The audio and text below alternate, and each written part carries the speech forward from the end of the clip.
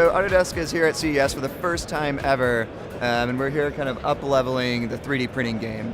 So we're showing a lot of great examples of what new computer-aided design can do. So for the past 30 years, we've always had design programs where you had to draw out things and sketch them, and it was a lot of work on the designer. But now we're actually having the computer aid you in that. So you can see things that are extremely complex objects that we're not able to design before additive manufacturing, but now that we have it, we can make all these crazy things like a titanium printed bike. There's a circuit printer that's creating electronic circuits, and we have a dress from nervous systems that's all folded into a ball like this and then comes out of the printer and stretches out.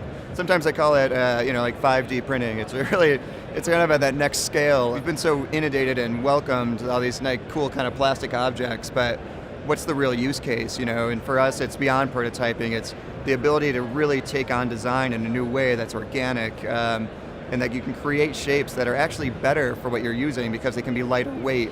They can take up less size, but they can still be as strong. Spark is this amazing open platform for innovation for any 3D printing company.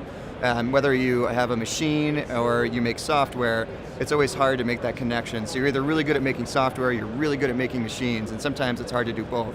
So Spark sits right in between and connects those things for these companies so they can build on top of it and make sure that they have a connected solution. I mean, the more people that get involved in the industry, the better for us, because that means the more people that are modeling, right? The hope is that material science continues to grow, that cost continues to drive down. We really would like everyone to become a designer. We want to take it from everybody can do 2D design to everybody can do 3D design and think in that space. So that's why you see products too, like Tinkercad just taking off like a rocket ship. So some of the early adapters to the program are really excited to work with, like HP, Local Motors. These are some of the innovators in the space, the people that really want to dive in, make sure they're doing the right thing, but they don't have the history. And we have the history, so it's a perfect relationship. And we're really excited to see, especially Local Motors. Who knows what those guys are going to come out with next. It kind of solidifies all the hype, right? I mean, for years, there's been so many small companies getting involved with it, but HP really locks it down and makes this whole 3D printing thing legitimate. Our stand is probably way beyond the cutting edge. It's a little before its time, I think. As you walk around it, we have a 3D printed titanium bicycle made by a great group of people called Industry from Oregon.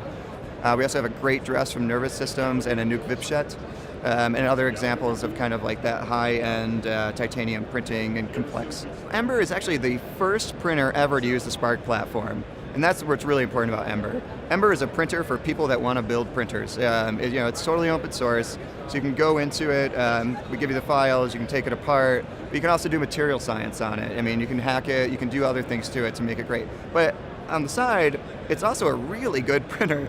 You can go into our booth and look through a microscope and actually see the resolution of these prints, and they are absolutely astounding. You kind of really overshot that one.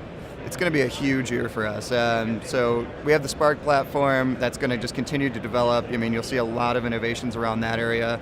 As I was talking about that technology, bringing software in that makes things more complex, what you're going to see is that start to be integrated in some of our other software so that when you're going to 3D print, you don't have to be like the master CAD man, you can come in and the software will help you make things on your MakerBot or any of your other printers that really, they're satisfying objects. Yeah.